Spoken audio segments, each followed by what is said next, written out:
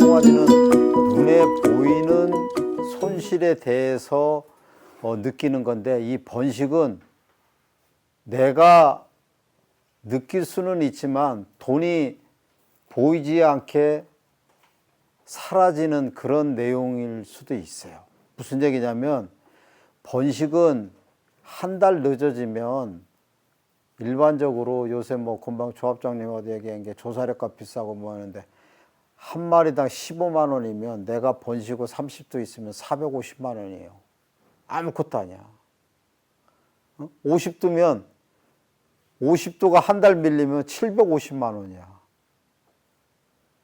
송아지 죽고 살고 이거 아무것도 아니야, 사실 어떻게 보면. 그래서 그런 측면에서 본다 그러면 우리가 번식을 좀 치밀하게 어떤 방향으로 지금 가야 될 것인가에 대해서 좀 꼼꼼하게 공부할 필요가 있습니다. 그래서 어쨌든 오늘은 번식에 대해서 할 것인데, 번식의 이제 기본적인 것은 이거예요. 1년에 1두에 한 마리의 우량 송아지를 생산하는 것이다, 이거예요. 1년에 한 마리의 우량 송아지를 생산하는 데 있다. 사실 뭐 저거 이렇게 보면 별로 어려울 것 같지 않잖아요. 그런데 우리가 저것을 실현하기 위해서, 목표를 달성하기 위해서 여러 가지 복잡한 것들이 많이 있어요. 오늘 그걸 말씀드릴 텐데, 제가 중간중간에 시간 있으면 질문을 드릴 테니까 메모를 해놨다가 그때 질문하시고 내가 차근차근 내가 말씀드릴게요. 그래서 이제 번식은 말 그대로 이거는 우리가 흔히 얘기하는 재생산이에요. 재생산.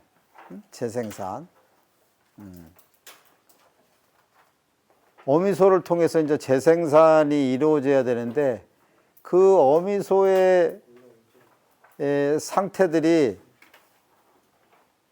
우리가 이제 공장에서 제품을 만들어내면 원료를 넣어가지고 믹서를 해서 어쨌든 기계에다 넣어서 이 제품을 찍어내는 기계가 돼야 되는데, 그 기계가 잘 돌아가려고 그러면 기름칠도 잘해야 되고, 큰 문제, 전기도 문제 없고 여러 가지가 이제 다 잘 이루어져야 되잖아요.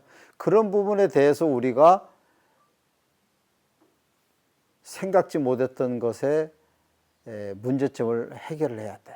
다시 말하자면 뭐냐면, 우리가 번식이 잘 안 된다는 것은 발정이 안 오는 부분도 있고, 배란이 안 되는 부분도 있고, 수정해서 했는데 왜 임신이 안 되는 거냐, 뭐 이렇게 임신을 하다가도 왜 유산이 되느냐, 유산하지 않고 잘 가다가도 분만하는데 어떤 문제가 있냐, 이런 여러 가지들이 이런 일두 생산을 하는 데 있어서 하나 1년에 하나도 문제 없어야만이 이렇게 되는 거죠.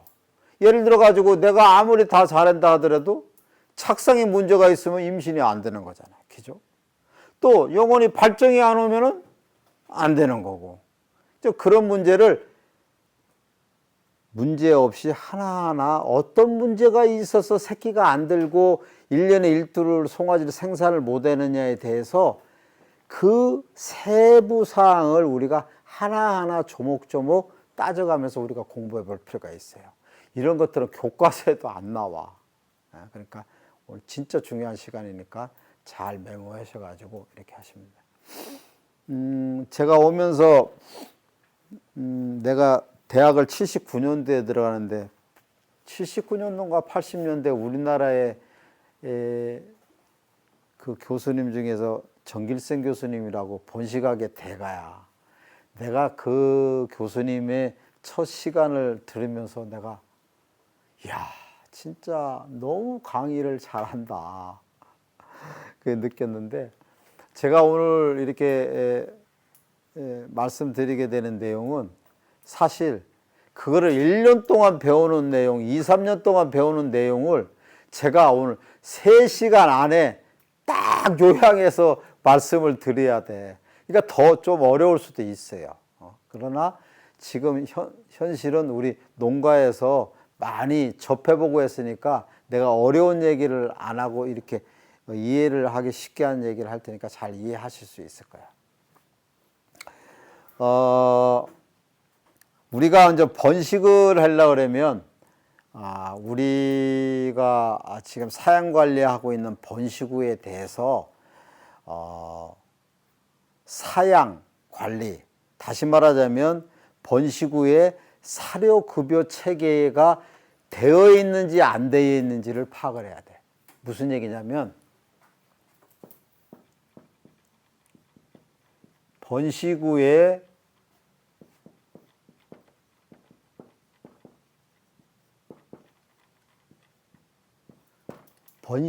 사료급여 체계가 어떻게 이루어져야 번식이 잘 될까를 생각을 해봐야 돼. 뭐라고요? 번식우의 사료급여 체계가, 사료라면 우리가 농우사료뿐만이 아니라 조사료도 포함이 되는 거예요. 그러니까 이게 무슨 얘기냐면, 우리나라는 번식우에 대해서 도다매기 개념만 얘기가 됐지, 그 이외에 번식우 개념은 안 돼 있어. 다시 말하자면 우리가 기르고 있는 번식우는 아침에 사료 2kg 주고 저녁에 2kg 주든지, 아니면 농사료 1.5kg 주고 1.5kg 주든지, 아니면 오후에 분만하게 좋으라고 오후 4, 5시에 사료하고 알사료하고 볏짚하고 한꺼번에 주고 말든지 여러 가지 방법을 쓰는데, 이 번식우의 사료급여 체계가, 한번 제가 물어볼게요. 우리 사장님, 지금 번식우가 한 몇 두 있어요?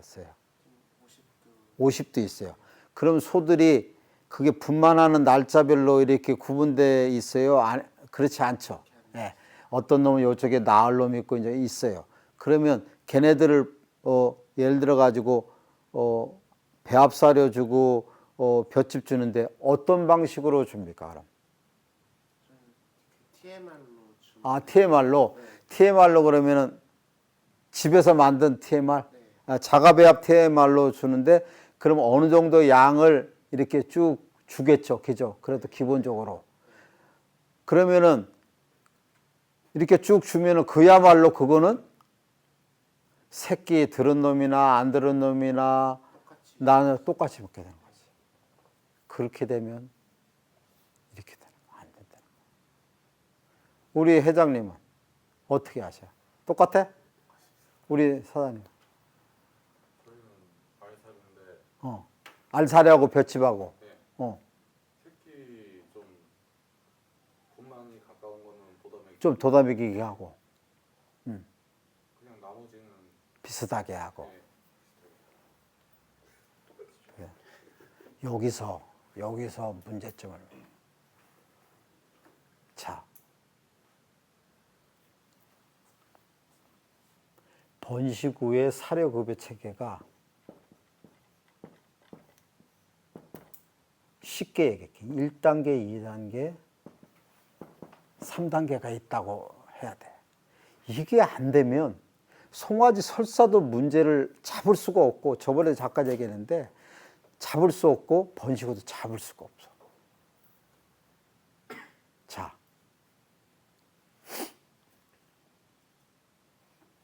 예를 들어서 우리가 발정이 와서 수종을 시켰어. 수종을 시켰으면은, 수종을 시키는 것은 정액을 숫는 거를 넣었어. 그러면은 난소에서 난자가 나오죠. 그러면 이걸 합친 거를, 정액이 난자를 뚫고 들어가서 만들어진 걸 뭐라고 그래? 수종난. 수종난은 이렇게 이렇게 알처럼 돼 있어. 요 알처럼 돼 있는 게 38일째 정도 되면, 실제 크기를 내가 해볼게요. 요만해. 38일째.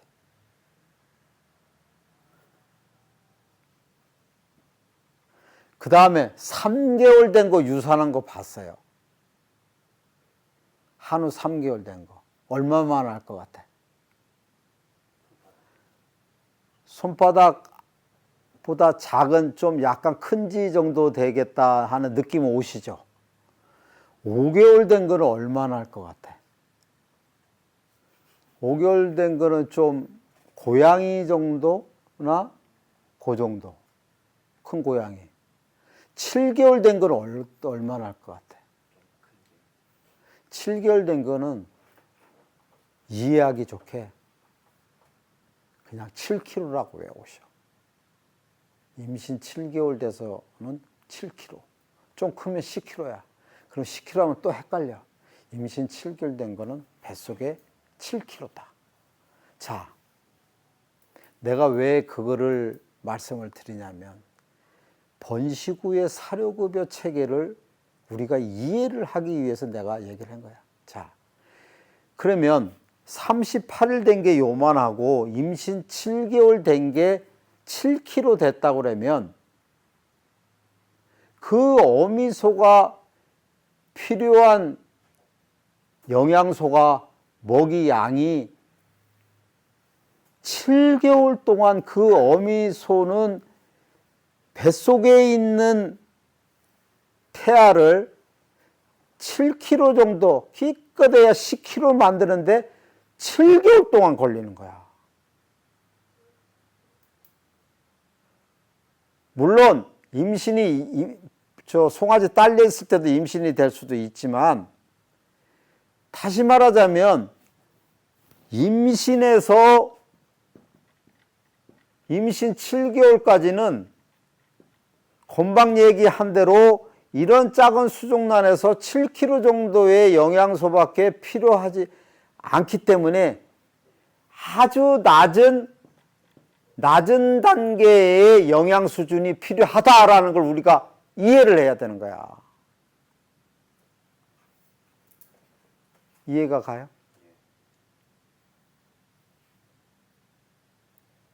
임신 7개월 동안 그 어미소는 7개월 동안 뱃속에 있는 태아를, 송아지를 키우는데 7kg밖에 성장을 시킬 수 있는 에너지만 주면 되는 거야, 영양소만.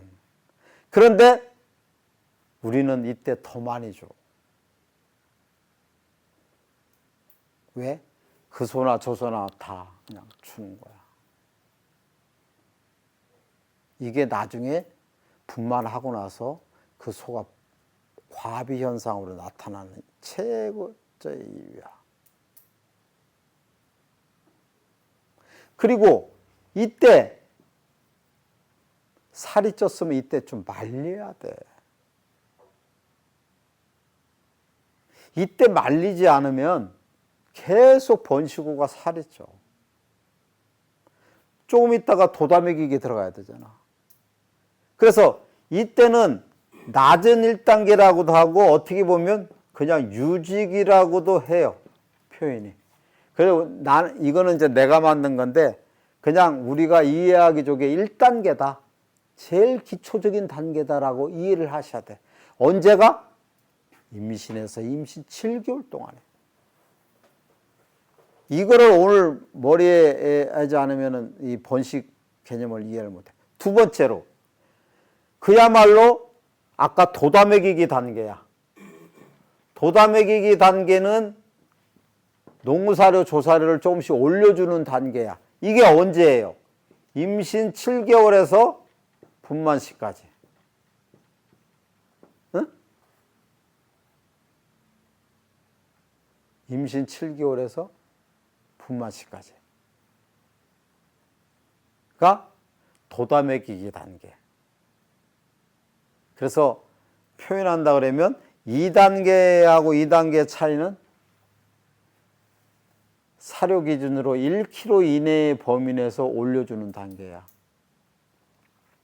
그러니까 이해를 하기 좋다면 유지 단계가 농후 사료 3kg 주면 이때는 4kg까지 줄 수 있는 거야, 맥시멈.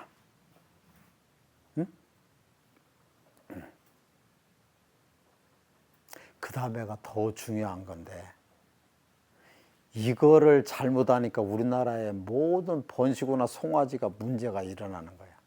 언제냐? 지금 1단계, 2단계, 3단계가 있으면 영양 수준은 1단계보다 2단계, 2단계보다 3단계가 더 필요하다는 거야.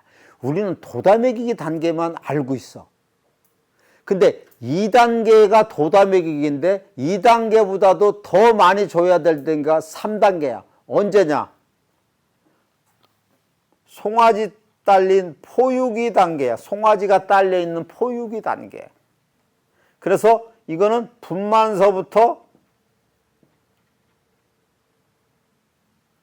송아지 딸려 있는 한 2 내지 3개월 사이.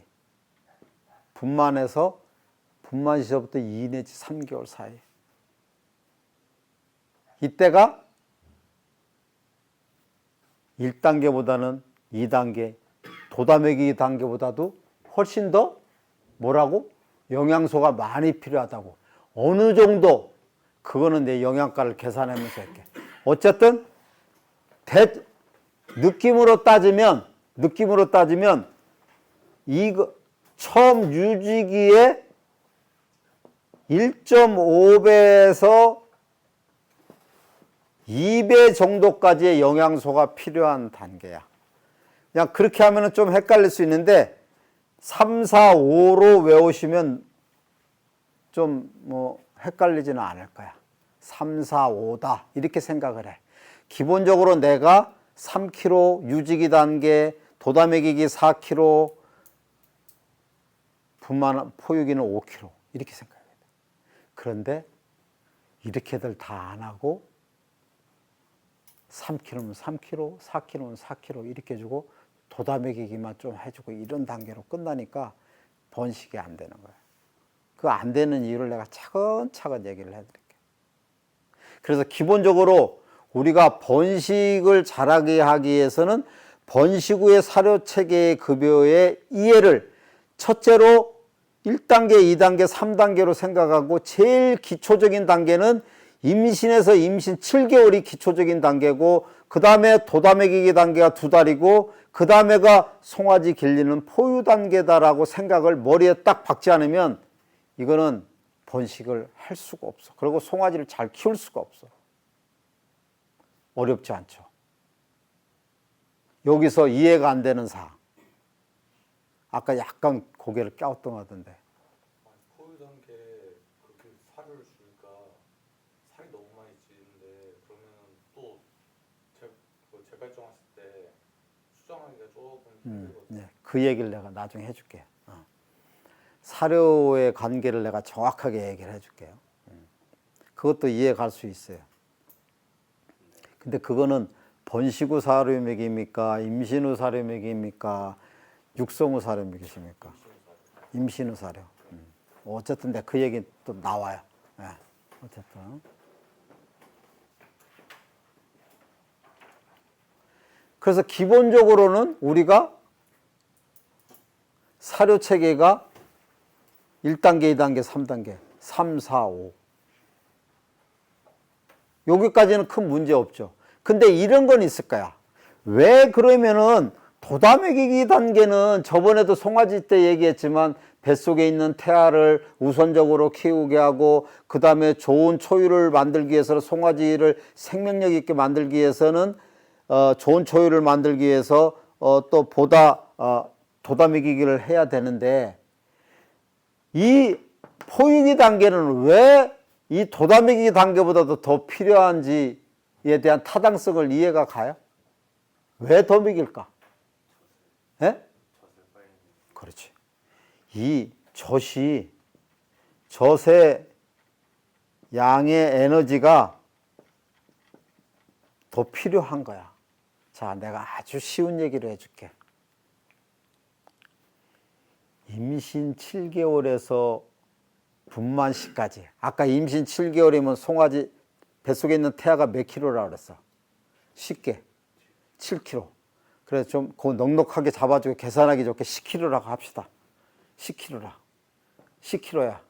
그럼 우리가 일반적으로 2달 후에 송아지 나오면 몇 킬로 나? 그래도 기본적으로 30kg 났죠. 30kg 났잖아. 30kg짜리 났잖아. 2달 만에. 그러면 한 달에 몇 킬로씩 커요? 10kg씩 큰 거야. 2달 만에 20kg 컸으니까 한 달에 10kg씩 큰 거야. 자, 3단계에서 우리가 송아지가 태어나서 30kg에 태어났어. 한 달 후에 몇 킬로 돼?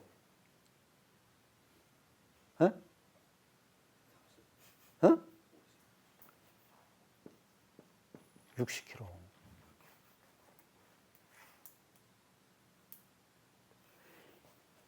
도다매기기 당근은 뱃속에서 한 달에 10kg씩 크지만 포유기 단계는 송아지가 한 달에 30kg씩 커야 되는 영양소가 필요한 거야.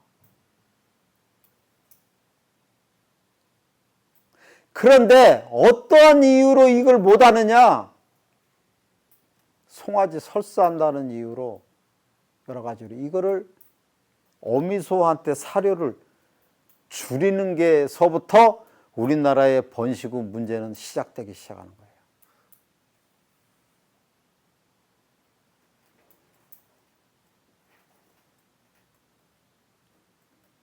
송아지가 사실 분만하고 태어나서 한 달 동안은 거의 뭐 먹고 살아야 돼요? 어미젖 먹고 살아요. 이프치기 사료 많이 먹는다 그래야 많이 먹어요? 진짜 잘하는 집 500g 먹으면 잘 먹을 거야. 근데 일본 애들은 진짜 잘해. 걔네들은 거의 1kg씩 먹어. 2달 끝나면 2kg, 3달째 3kg씩 먹게. 걔들은 그냥 하나하나 관리해가면서 개목살이 끌고 가면서 먹이면서 그렇게 해. 또 안 먹으면 또 어떤 집은 걔네들 화원은 좀 이상하더라고. 어미젖 먹고도 젖병 들이대면 또 잘 먹어. 희한하더라고. 그렇게 추가 포유를 시키는 방법도 있어. 우리나라 사람들 그렇게라면 못하겠지.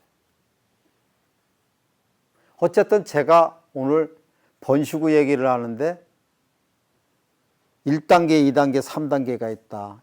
어느 정도는 1단계는 3kg, 농우사료 기준으로 배합사료 2단계는 4kg, 3단계는 5kg 이렇게 이해를 하시고 기본적으로 유지할 때 임신해서 임신 7개월에는 뱃속에 있는 태아가 7kg 정도까지밖에 거기에 대한 영양소가 필요하더니 많이 필요한 게 아니고 기초 단계고, 두 번째는 도다미기기 단계에서 뱃속에 한 달에 10kg 크는 단계의 영양소를 줘야 되고, 세 번째는 어미젖이 이 송아지를 잘 키우기 위해서 한 달에 30kg를 키우려고 하면 어미젖에 필요한 영양소를 줘야 되기 때문에 분만 후에는 1, 2단계보다 훨씬 많은 영양소가 필요하다라고 생각을 하면 돼요. 그래서 일반적으로 농우사료 개념은 집집마다 조금씩 차이는 있는데 그냥 3, 4, 5로 외우시라 이렇게.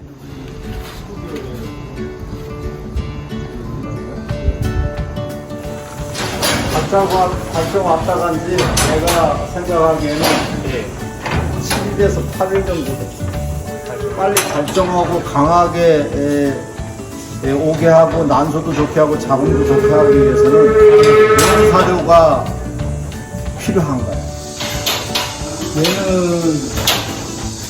얘는 자궁 회복이 좀 잘 안 될 거야.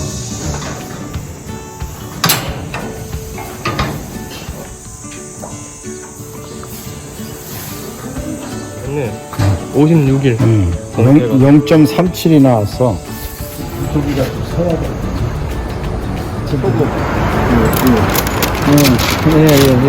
누구하고? 그래도 나서 문제는 거기에 있었어요. 농우사료 미네랄이에요. 이게 제 첫방이에요. 첫방. 이게 안 돼.